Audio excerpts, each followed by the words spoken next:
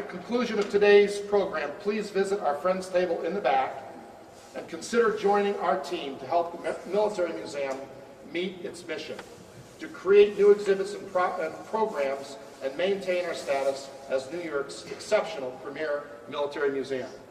As a bonus for anyone who joins today, we are offering courtesy copies of the video you are about to see. You just saw. In the arena while they last. Let me now turn the program over to our host, Lieutenant Colonel, retired, Paul Fanning. Very retired. Thank you. Great turnout. Thank you very much. Folks, this is an experiment. I have the privilege of knowing all these men that I've asked to join us today, because I don't think as a nation or a community we can afford to wait years or decades to do oral histories to engage. Most veteran stories are never told, and we need to hear more from them, because they have experiences which, even if you ask them, they weren't theirs alone. They have to share these. There's so much that we can learn. So rather than wait, what we're trying to do is have a program like this. Every one of them deserves a full day, but we're not going to do that. So what we're going to do is drill down into some very short snips, rather than have you hungry for more than give you too much too soon. So we're going to ask each one of these gentlemen to share with us several minutes. We're going to have some pictures from their experience, their unit, and they each served during different units during different periods of time, because the war in Iraq actually went through an evolution. And certainly, sir, you saw a change in the many times that you went. Clearly, Operation Iraqi Freedom didn't exactly go to plan, but do they ever go to plan? You know, so that's sort of what we're going to try to explore. The Congressman, having been there so many times and seen it from a different perspective, you can also help us emphasize some of these. So the first fellow that we want to call up is First Sergeant Joe Martel.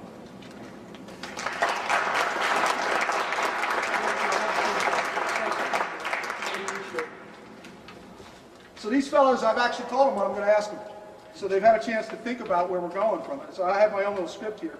Now, Joe, you served in Iraq as a squad leader with the 105th MP Company from March of 2003 through April of 2004, and was one of the very first New York units that were mobilized and deployed for Iraq. The 105th's primary mission was route security and convoy escort duties for 70 miles along main supply route Tampa, and you safely escorted more than 400,000 vehicles back and forth, back and forth, back and forth during your period of time. The 105th experienced the rise of the insurgency and the introduction of IEDs, which is a lexicon we're all very familiar with today, but back when the war started, oh no. You returned to Iraq in 2009-10 as a first sergeant with the Waithen-based 206th MP Company, so you've had 2 tours now. And you've been 23 years in the Guard, and you work as a deputy in the Albany County Sheriff's Office. Thanks again, Joe. Here's the first question. Okay, the 105th MP Company is actually a Western New York-based unit. You know, how did you and other guys from the Capital District get into that? Come 2001, the MP's forces throughout the New York State consisted of 3 MP companies, the 105th, the 106th, based in Buffalo, Right?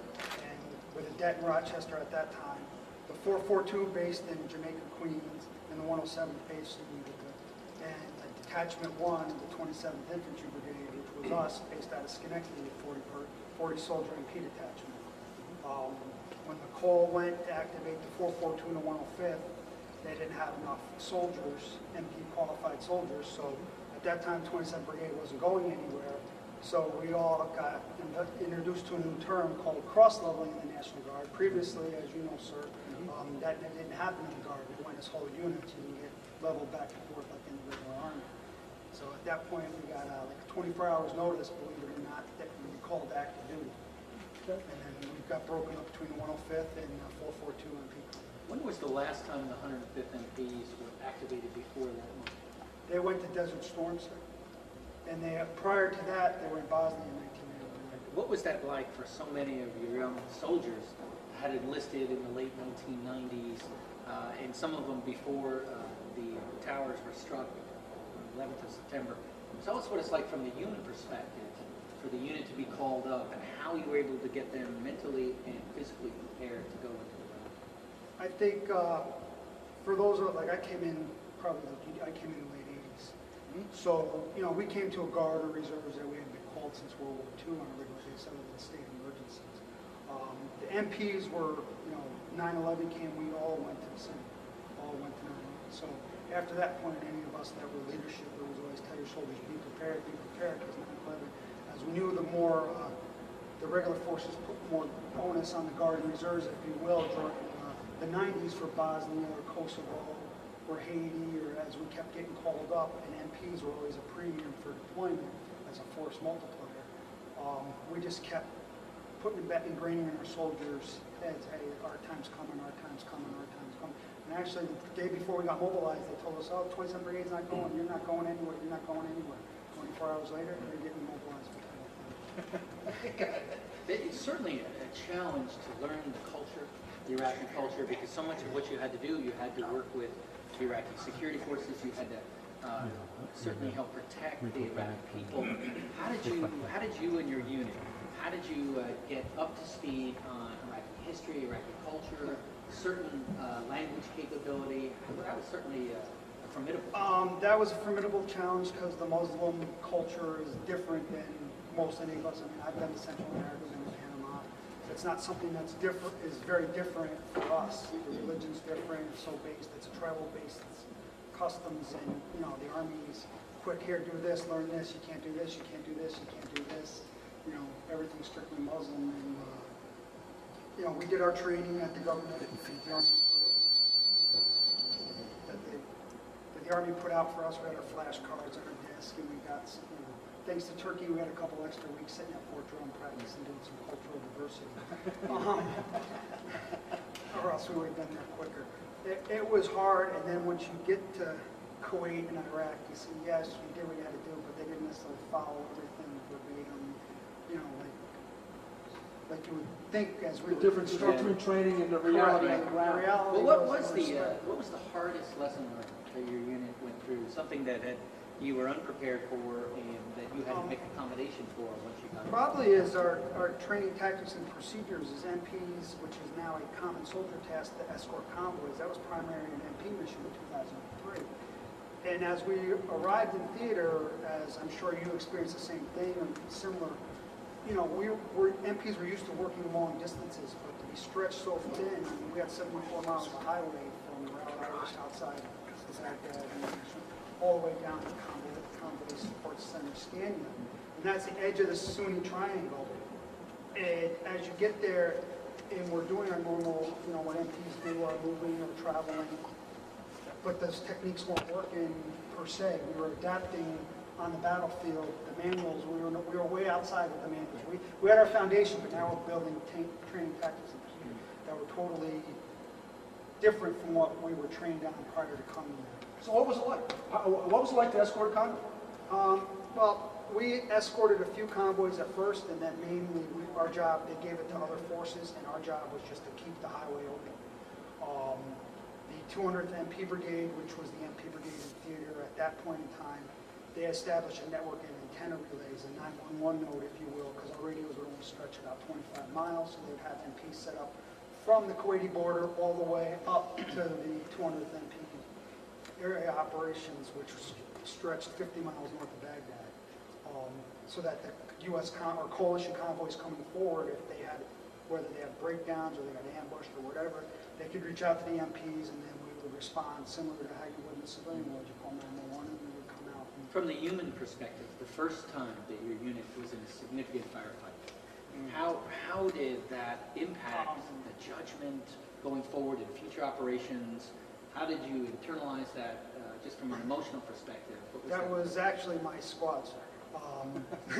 We were at one of those antenna relays, and I mean, people basically, at that point there was no insurgency, there was celebratory fire, if you will, at night as they come out and fire into the air for whatever they celebrated for. It drastically changed, it was a wake-up call. I'm going to give you an example, like that relay when we visited to do the reconnaissance or whatever, soldiers would be sitting there trying to sun themselves, because they'd be out there for 24, 48 hours. They provide, you know, security, but there was no real threat. The locals were far enough away, it was in the middle of a farm on a hilltop, so they were good on the side of a highway.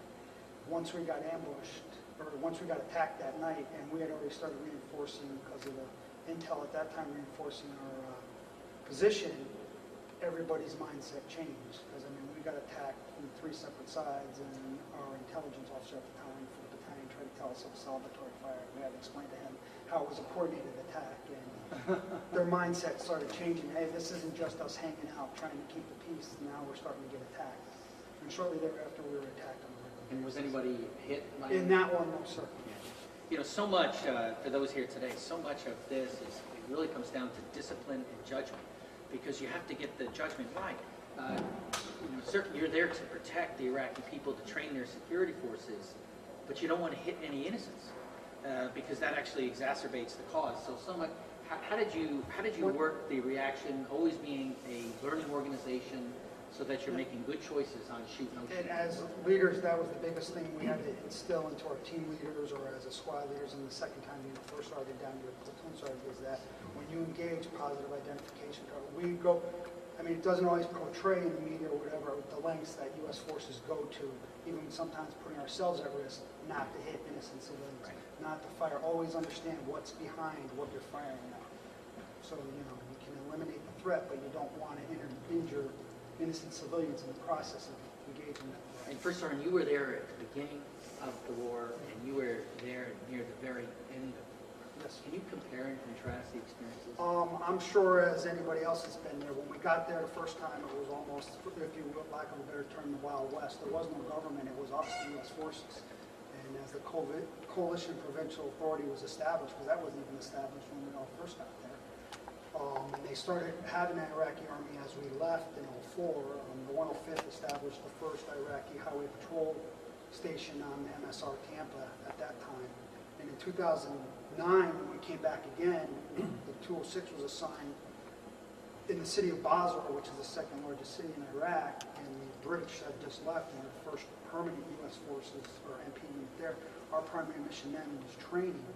The Iraqi forces were now in the lead, which when we were there the first time, there was no Iraqi government, it was a provincial authority. Now we have an elected Iraqi government, a military that seemed to be getting more professionalized, and a police forces, which was a little behind the military, but being there, which didn't exist. So you had a government entity, which none of us had in 2003 and 2004. Joe, the first 2 casualties for the New York Army National Guard, and I did some research, the first 2 that we lost since the Korean War were two of your friends, 2 of your guys. Well, 2 of our, Sergeant Heath McMillan. and Specialist Mike Williams. And these were, you know, Heath was a former Marine, and Mike Williams, who had served in Desert Storm, had gotten out of the Guard and came back because his birthday was January.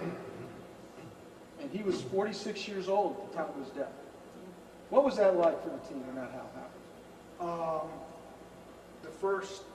When Sergeant McMillan died, I think struck a real chord with everybody. I mean, because he was from the Rochester, and those of us from outside the organic to the 105th, if you will. We knew him, but we didn't know him well because we didn't have anybody. We only had like 1 soldier in that platoon that came from the local area. But still, it's, I mean, somebody in your unit, what you knew of him, it's still one of your guys, if you will. It was a very hard, I mean, the loss of him was tough. That's the introduction to the IEDs, because it was a 155mm mortar shell that detonated, you know, medium high on the Humvee, which that didn't stand a chance with that vehicle. Was it remotely controlled? Was it? That was command detonated. So that was before they figured out they believed it was command detonated. Sir, I don't think most people understand where the whole IED came from.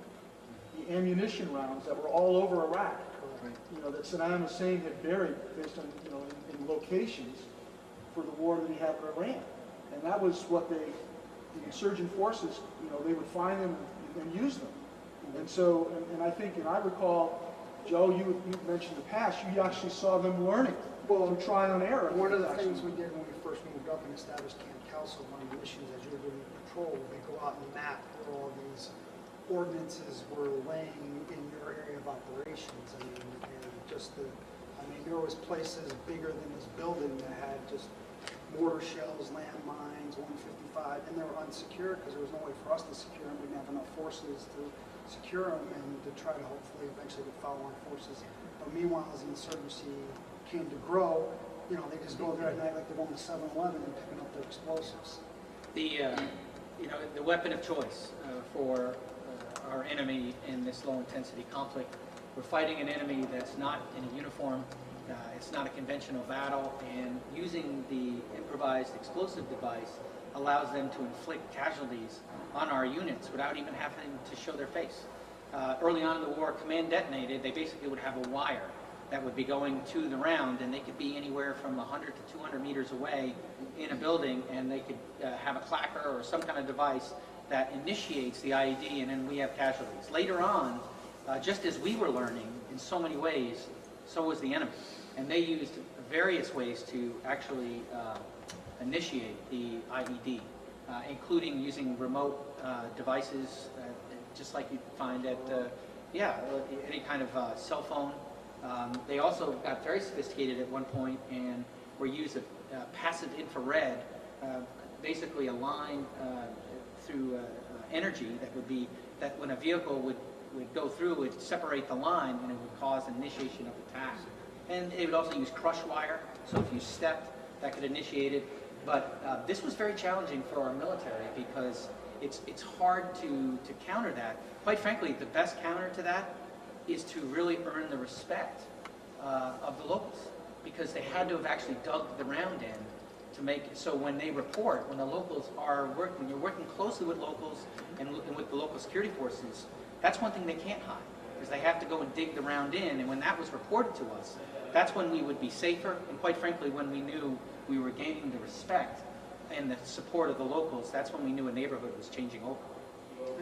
You did a lot of that. And we did that too, and that's when you talk about all the small little JSS or little camps that was, and that's part of the purpose, because you established in the local community, you lived with them, then you're their neighbor, and you tried to be responsible for them. And one of the things that we would do as the 105th, we were in a farm country, basically at the end of the triangle there. We'd help establish the irrigation system for the farmers so that they could get their farms and do their crops, which would help them. Hey, we're helping them get food, feed their families. We would secure the roads so they could get gasoline, so they run their equipment that they had. Therefore, they would come back, and in turn, the insurgents would try to come in and help them, or try to convert the farmers or the locals to be insurgents. They would say, hey, listen, so-and-so's in this area. Then you would know, and you try to counteract it. Joe, you're the first one to go. You've done great. One little kind of a closing up question here for you. And I do hope you kind of linger around, because I think folks might want to talk to you after our formal program is actually done. But, looking back on this now, do you get asked many times about your experience in Iraq? Do other people talk to you about this? Yes, people that know. I mean, some people that know you're asked, they'll ask occasionally. They see something on TV. Hey, what do you think? What's that? Okay. Joe, thanks. We have something for you. The Congressman, if you would do me the honor. One of the last projects I got to do last year with the Guard is I was a command project officer on a history project. It's called Remember My Service. And we documented the history of all the Army Guard units that were mobilized for Iraq or Afghanistan between 2003 and 2009. And here's your copy, remember? On behalf of all of us here, and really on behalf of the Great Nation, thank you for your service, for your commitment, your courage, and really what you did to bring young Americans together and accomplish a very hard task.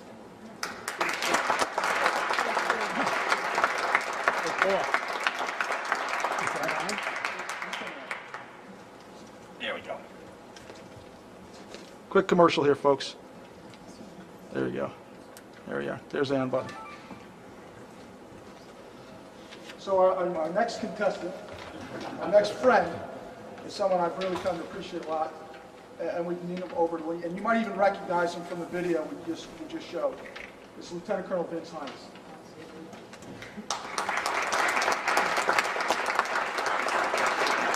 Thank you very much. I appreciate it. Please have a seat. Good afternoon. You served in Iraq in 2004 as commander of the Guard's Company A, 2nd Battalion, 108th Infantry, and were attached to the 1st Infantry Division. You had a 138-member company, infantry company, and you conducted the full range of combat operations. You also had a very unique role because it had reflected what you did as a civilian, professional, given the time of 9/11 in Iraq. You worked to gather evidence in the Iraqi witness statements in support of the Iraq Tribunal, which brought the first case against Saddam Hussein. Because back at that time, you used to be an assistant prosecutor in the Federal Attorney's Office in Manhattan. You were targeted primarily organized crime figures. That's right. Okay, so here you are, you're not a lawyer in the military, you're an infantry officer, an infantry company commander, who also happened to be a very active lawyer, but to go after bad guys. And you got another chance to do that in Iraq. So you also served in Afghanistan in 2008. I had the privilege to be with you then. And you led a police mentoring team. And what I thought was really interesting is some of the men that were with you then were also some of the same people who were with you on the pile on 9/11 and in Iraq. And we'll ask you about them as well. So here's your first question. Okay, your battalion was the first New York Army National Guard infantry unit mobilized for combat since World War II. Okay, so what was it like? With your mobilization, just getting together and getting out the ground? I guess the one image I can share about our mobilization that tells the story is the image of us in 4 feet of snow at Fort Drum training to go fight in the Middle East. And I say that in a joking way, but in a serious way too. We were always preparing to go fight as a light infantry company before September 11th. That was our job. That's what we did. And there were tasks that we were programmed by the Army to focus on, and we had done those for years and years. But when the call came, and I remember where I was at work in the DA's office on a Saturday. I can say this now, I was working on my resume. And my battalion commander, Colonel Markey, called and said, Vince, your company is going to go either with the 1st ID or the 1st Cav to Iraq. And I hit save and close on my resume, and I broke out my little Green Army notebook, and I took notes. And my initial reaction was, I won't call it shock, but some apprehension at 2 levels. The first was, would we really be ready for this? Could we be ready for this? Because Guard combat units in combat had not been something that the regular Army had called upon for decades and decades. It wasn't done in Vietnam. It was done in Korea. And the question is, how will this work? The second level of apprehension I had, of course, as a parent and a father and a husband. How do I tell my wife this? And that was the harder thing to figure out, as it turned out. But that's not what we're here to talk about. We did deploy. We mobilized at Camp Smith in Lower New York State in Westchester County. We went to Fort Drum and we trained there, and we trained at Fort Polk, Louisiana. And our training focused at 2 levels, I would say, to speak in general terms. The first was the technical and tactical aspect of it. And we were helped greatly by our regular Army brothers and sisters in that, drawing on their expertise in everything from communications and weapons and medical procedures to the tactics of patrolling, the tactics of fighting in an urban environment, because we'd always trained to fight in a woodland environment. And we were going into a built-up area, obviously. No matter where you were going to be in Iraq, there were going to be insurgents operating in and around the people, and people lived in buildings. So we focused on that at the technical and tactical level. I think the second focus of our company's training plan, and we came together as a company with my more seasoned NCOs and my very junior officers, and agreed that we needed to focus on leadership and identifying in particular the corporals and the E5 sergeants who we would rely on once things went bad, as we knew they would.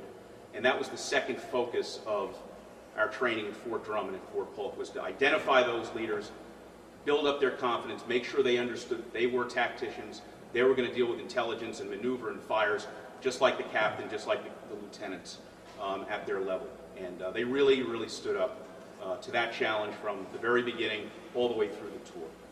So what was it like? Excuse me, sir. What was it like? What did you do on the ground? In Iraq, Yeah.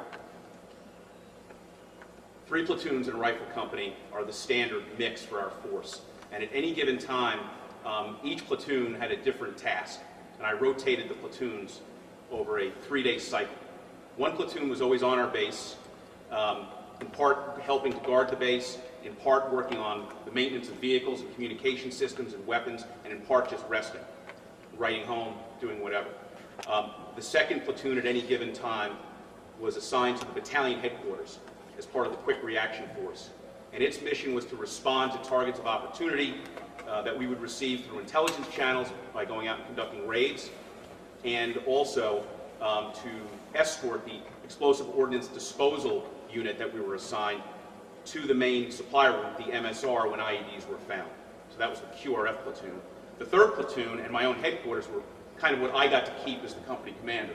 And what we did there was we developed relationships with people in the town that we were responsible for, about 38,000 people, including the sheikhs, the governance officials, and the security officials.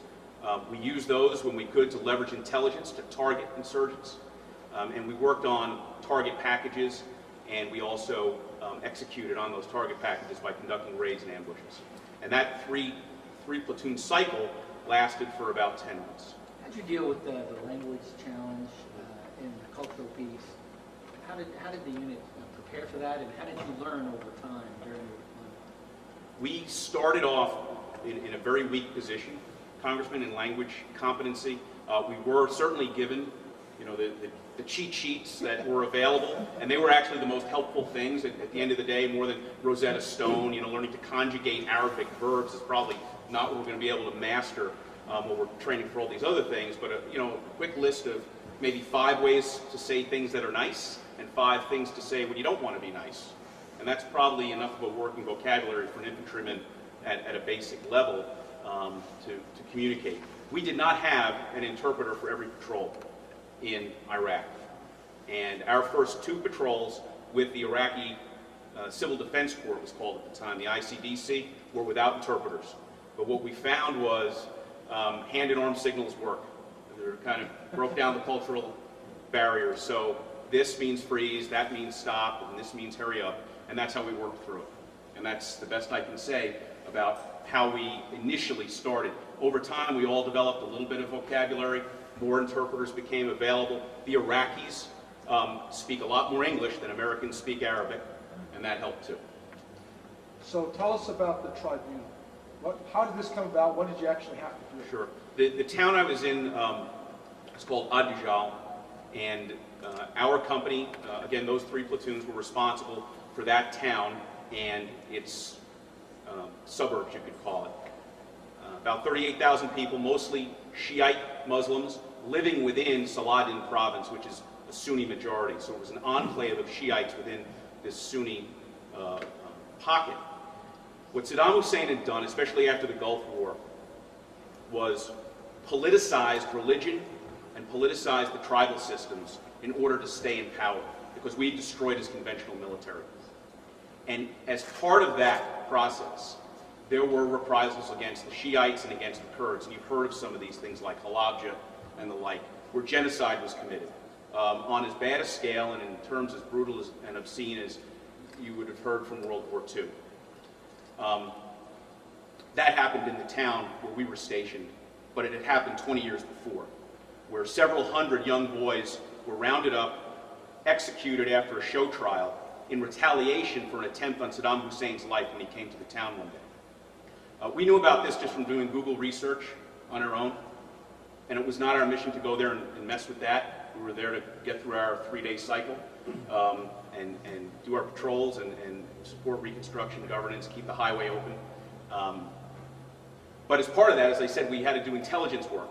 We're looking for the enemy. We're looking for the guys who are putting the IEDs on the highway like the first sergeant described.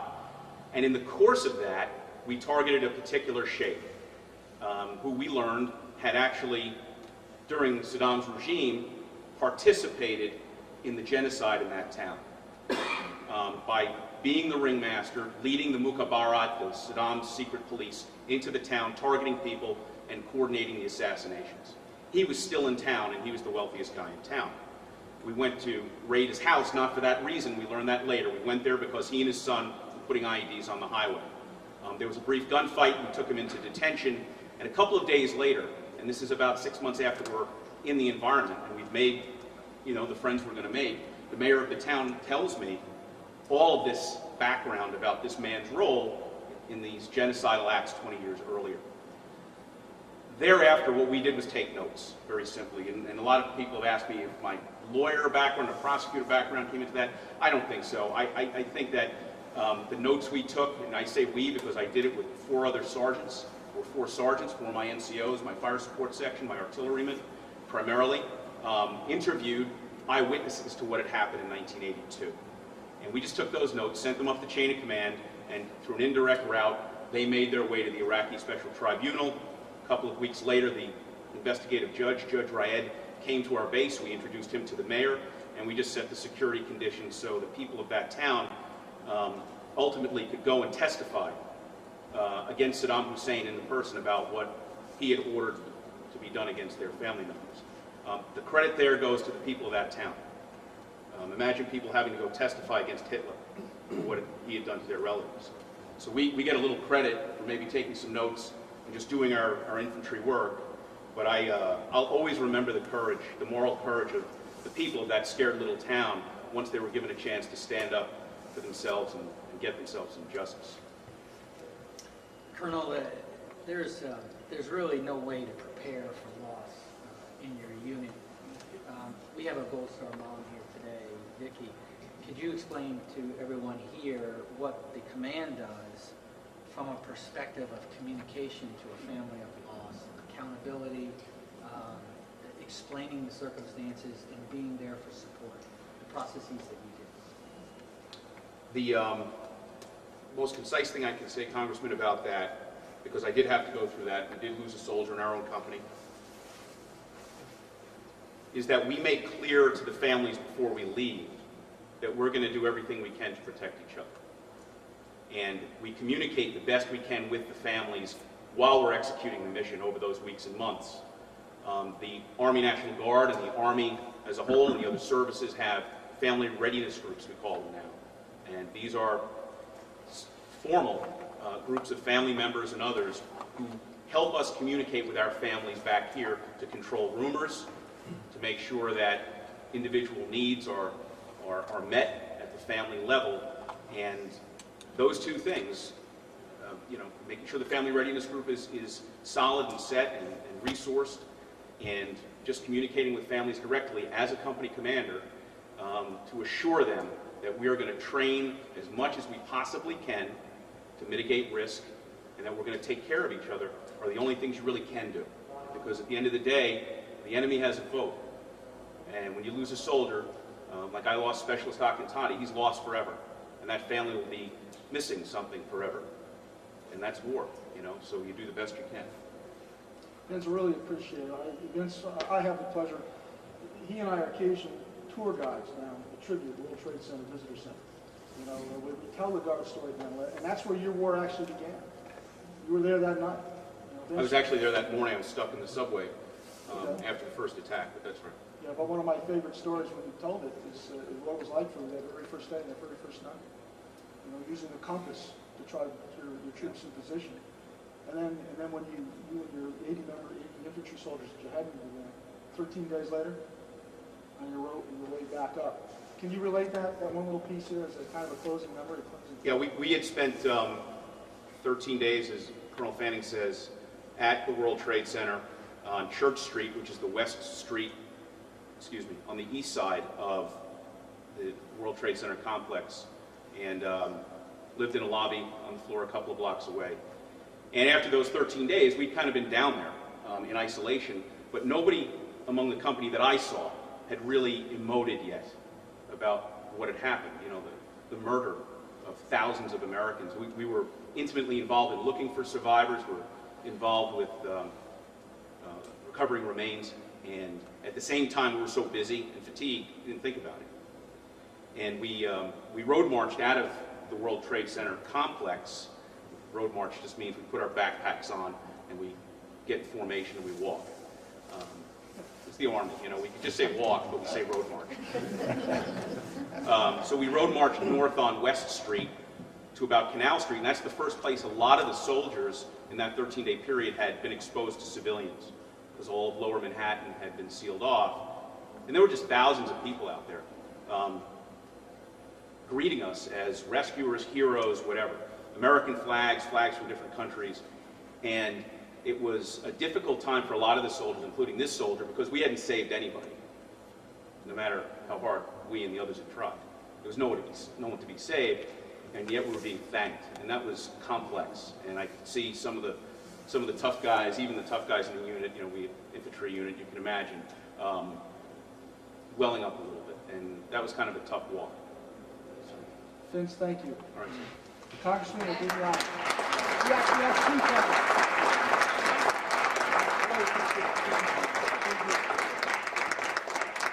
How are we doing, folks? Is this working for you? Oh, yeah. Okay. The things you never hear. Sergeant First Class Luke Sheeran, Clifton Park.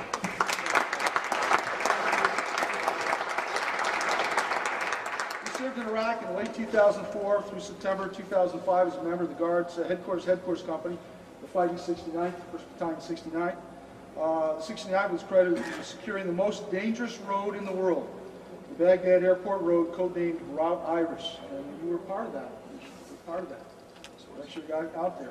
The 69 also hosted a news crew during this period from CBS 60 Minutes, which reported on the unit's efforts and other operations and service at the World Trade Center. You also did serve at Ground Zero, not 11, but you were then a member of the 101st Cav. You were actually a personnel services non-commissioned officer. You were the personnel. Tragically, the 69th lost more soldiers than any of our other units that we were mobilized and deployed. And your unit was also combined with a Louisiana Guard unit, so that you have Louisianans and New Yorkers working very closely together. So here's your first question, my friend.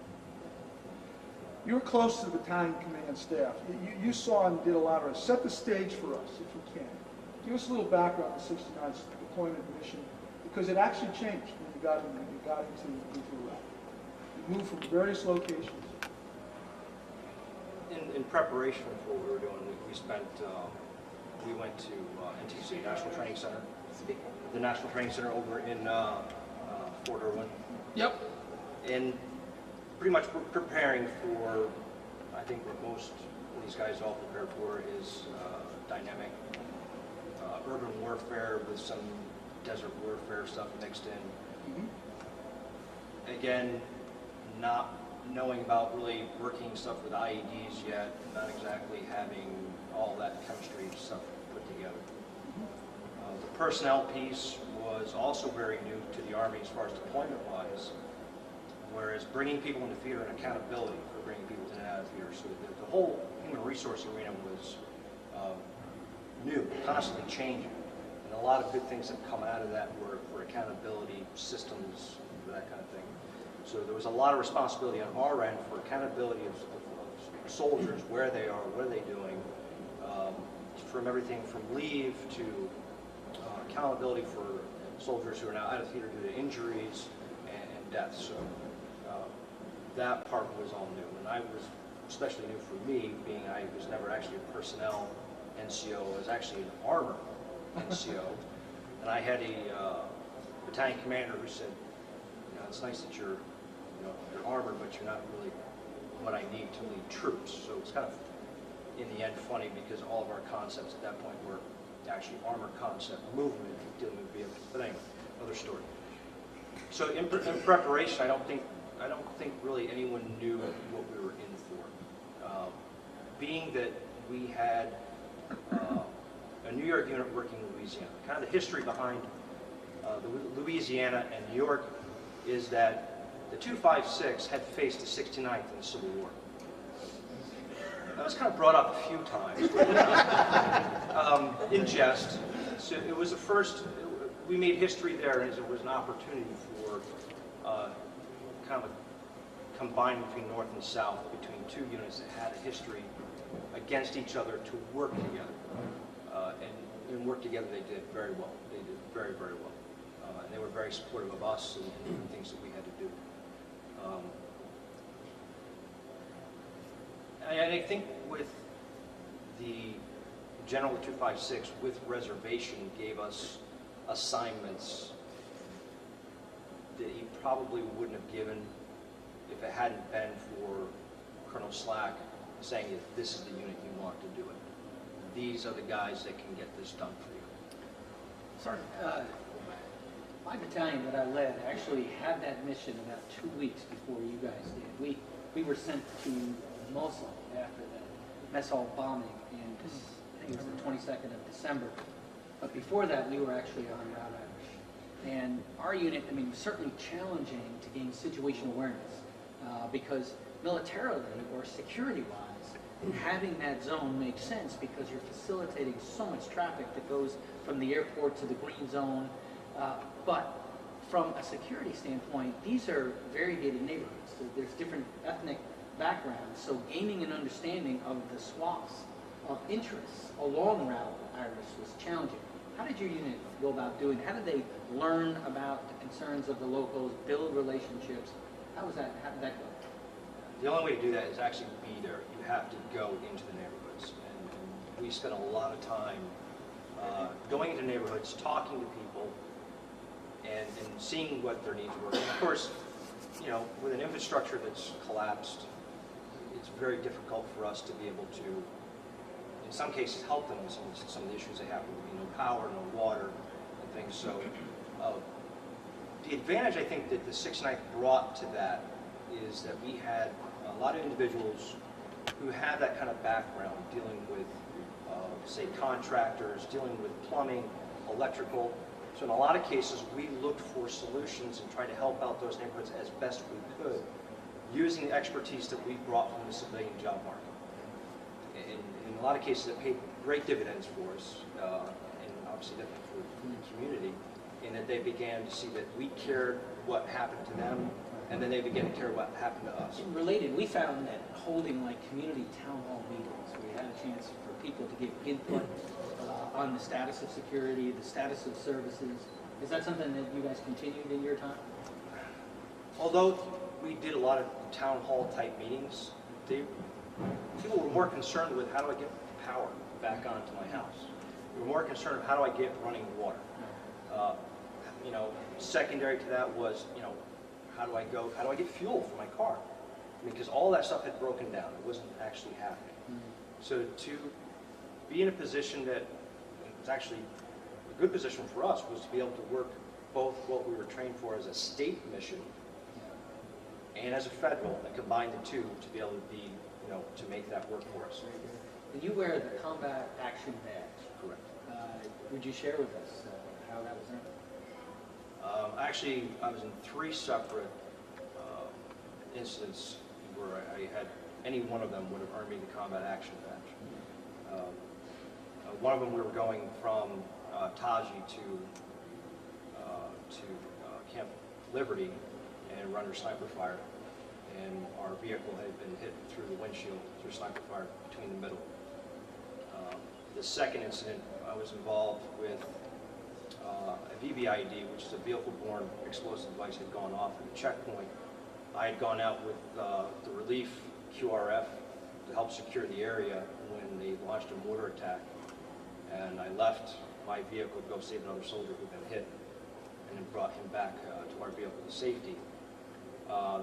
The third one was when a Katyusha rocket was actually launched from outside the base, and it actually impacted about 150 meters from my trailer while I was sleeping, and blew shrapnel through my trailer and other trailers. Thankful for your service. We're going to close it up, but tell us, how did you guys, you made a decision, the 69th made a decision to make it harder for the bombers to put the bombs in the road. Well, our friends are watching the video here, some of the pictures at night. What was the decision? What did you guys end up actually doing? What we came up with was something that New Jersey does very well, which is put up concrete barriers everywhere, preventing you from traveling wherever it is you need to go. So, you know, using that same concept and basically denied them access to the road for them to be able to bury devices. What that also does for us is, although they could use those barriers potentially as areas to hide IEDs, it was a lot more difficult to do that than to actually bury the road where we could drive over it. It also gave you secured area points to where now the pedestrians traveling on that particular road had a safe zone. So it made it easier for us to secure it, made it safer for a lot of the Iraqi population to travel. You know, just as an interesting point, we talked earlier about learning organizations. We're a learning organization. The enemy's a learning organization.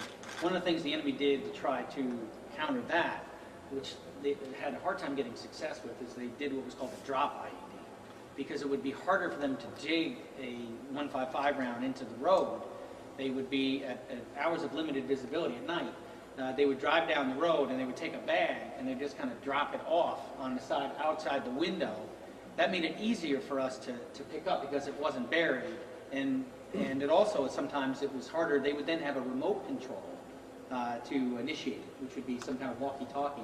And with the interference of the Jersey barrier, it didn't always work well. But the enemy did try to react to this very effective. And by the way, this became widely spread. The Jersey barriers and what also became the Texas barriers were part of the flavor or part of the approach that eventually got us to the point where you heard earlier in the testimony from 2003 to 2009 into an Iraqi security force that was capable of securing themselves and institutions, although far from the level that we have, to the point where they can take care of their country. You guys were on the cutting edge of that in intensive work. This is your last question. What was it like to have Laura Logan on the 60 Minutes crew in your face in what, a month? Uh-huh. Disruptive. Well, you know, the story came out when you guys were home. In fact, they actually waited for that. I know because they called me. Most of the guys I talked to kind of liked the story. It's a good story. I think it kind of tells somewhat of what we did, but I think they try to bring a spin to it. We were kind of intrusive No kidding. into the Iraqi population, which was really what we weren't there for. For me, and especially for my guys, that whole, as we call it, dog and pony show. I was more concerned what my colonel was going to say versus what she would actually videotape. So I always had to be mindful and pull him aside, like, sir, you can't say that on TV. You just, it's the truth. I'm like, no, you don't understand. You can't say that on TV. So a lot of that kind of stuff, trying to corral him a little bit was always interesting. And the other hard part was what I think a lot of us had wanted to be said out of that was to the families that had lost, because we'd lost 19 soldiers, 19 killed, about 84 wounded on that tour. So I think what we would have wanted to come out of that is what we contributed and what those families had sacrificed in order to build that country. And I don't think that message came out the way we really wanted it to. Thanks. We have something for you. That's the one. Yeah. Thank you for your service. Thanks, sir. Thank you.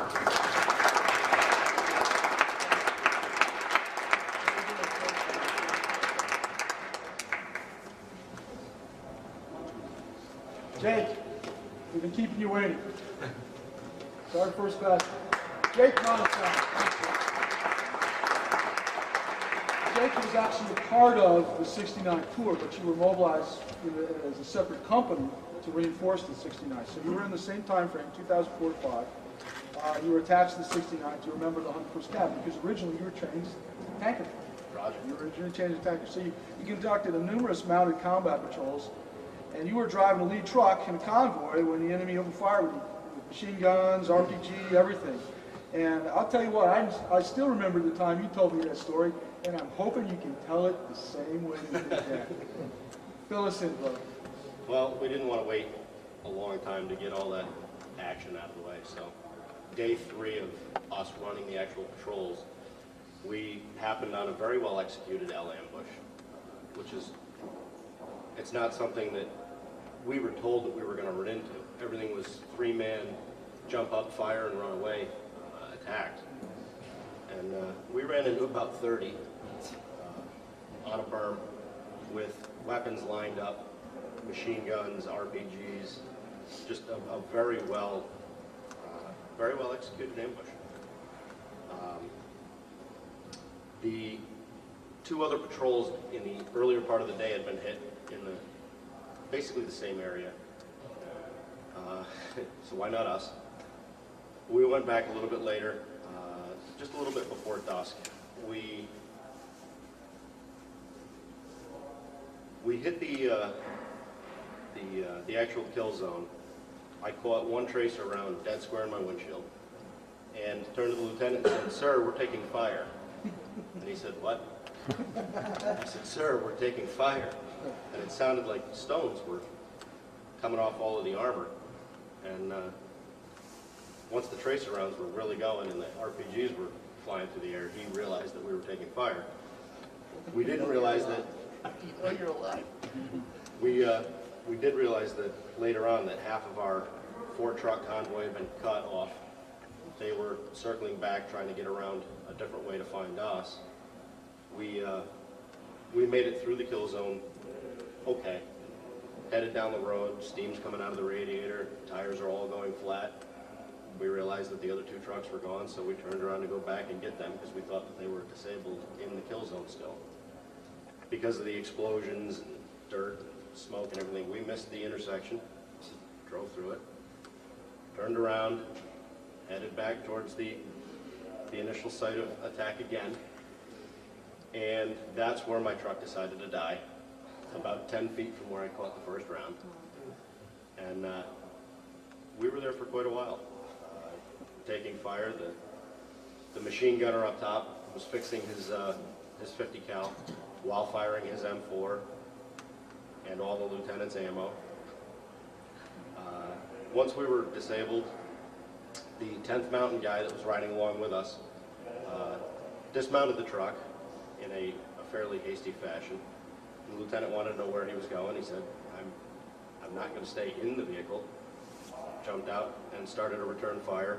Everybody in the vehicle followed suit. We all jumped out and take cover on one side of the vehicle, return fire. Then you'd realize that 30 men on a berm can stretch quite a ways. So we're catching fire from this side, so we'd run to the other side of the truck and return fire that way. They would pop their heads back up over here.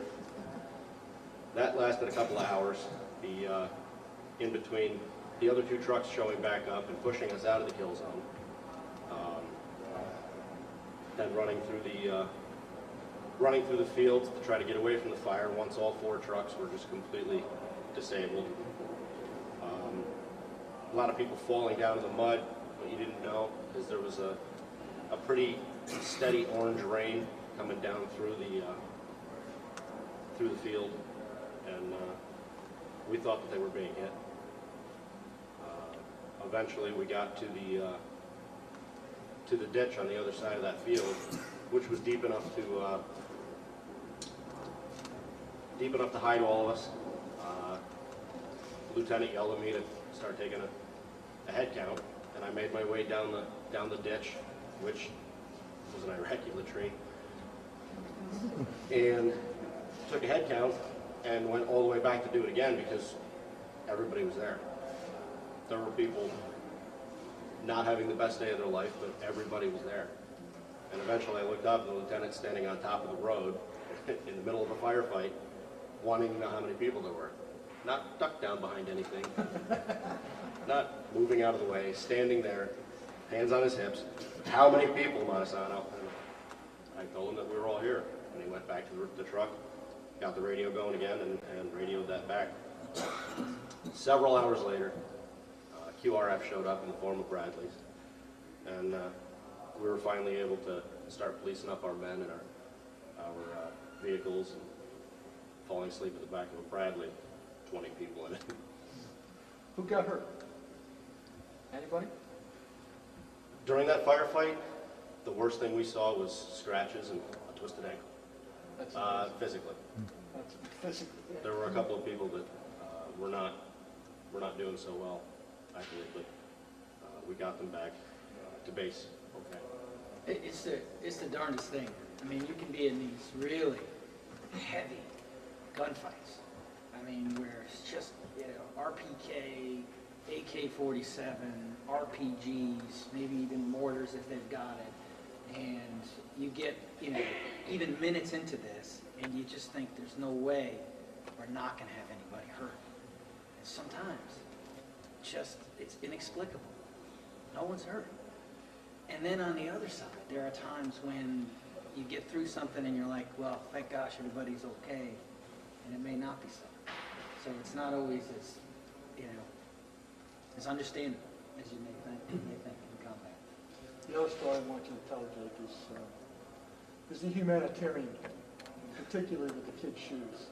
It's a great story, and I think people should hear this. While we were there, we figured that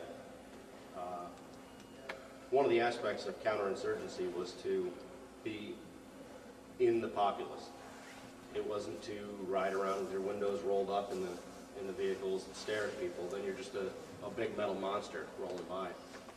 So we spent a great deal of time out on dismounted patrols, just walking around through the villages, namely Naval, which was a haven for bomb makers and just all types of very bad people. And it was also a population to a huge Shia, which was the repressed part of that religion, population, and a ton of kids, just an absolute ton of kids. When you're out there every single day and you start to see the same kids come up and the same kids come up, and for $1 they want to run and get you a Coca-Cola and a shawarma sandwich, you start to learn them and start to know them. And kids are kids, you know. They haven't learned hate. They haven't learned war. They know about it because they've grown up in it and lived it. But they're still kids. And I started to. We had a couple of things laying around that we could give to them. You know, you would give them things out of your MRE meals, and they'd ask for your pen, your glasses, anything they could. But I talked to my mother and a couple of aunts and my sister, and they started to put collection boxes out. And at the very end, we had about 100 or so boxes of shoes, clothes, toys, soccer balls, everything shipped over to us. And every time we went up to do one of those dismounted patrols, we would start by loading the back of the Humvee with at least one box or two boxes worth of that stuff, especially the shoes. And you'd go out and find one of those small little out villages, maybe 5 or 6 mud huts and a group of kids. You'd park the vehicles, get security, but then once your security was established, you'd have the kids come in and pick up a little kid, put him on the hood of the Humvee, hold up his foot, hold up shoes until you find one that fit, and once he had him, you'd give him that and a soccer ball and send him on his way. Only 5 minutes later, him and every kid that he knew in the world would come back to him. No cops. I don't know about it. Dragging their little brothers and sisters under one arm. More than once. Come back. Absolutely. Sergeant, let me ask you about, you, like other veterans, served in 2 different deployments, and could you explain to us the challenge? We're all products of our experience, but yet the country has changed in the several years since the last time. How do you overcome that? How do you not, when you get back in the country, how you and your unit, you tried to be recognizing that the country that you're in the second time is not the country you're in the first time, and how do you prepare yourself? My mission was completely different the second time I was there. The first time was as a tanker turned infantryman overnight. And I went from doing the door knocker mission to, I ran the tactical end of a security mission, which guarded general officers at the highest levels of Iraq. And that made it quite easy to see a difference in missions. But as soon as we were actually out there, especially being in the same AO, the same area of operations, it was extremely strange. The security levels were unbelievable. Your T-walls really caught on. They were everywhere. 12-foot tall T-walls around all the bases, around all the Iraqi infrastructure, except for, strangely enough, Route Irish, which was, they had taken the T-walls down, repainted the walls, paved the lines on the road. They were really trying to use that as a flagship for the difference. And one of the things that we did was convoy escorts.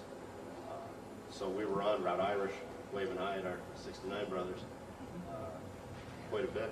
And by the time we came back for the 2009 to 2010, it was a different road.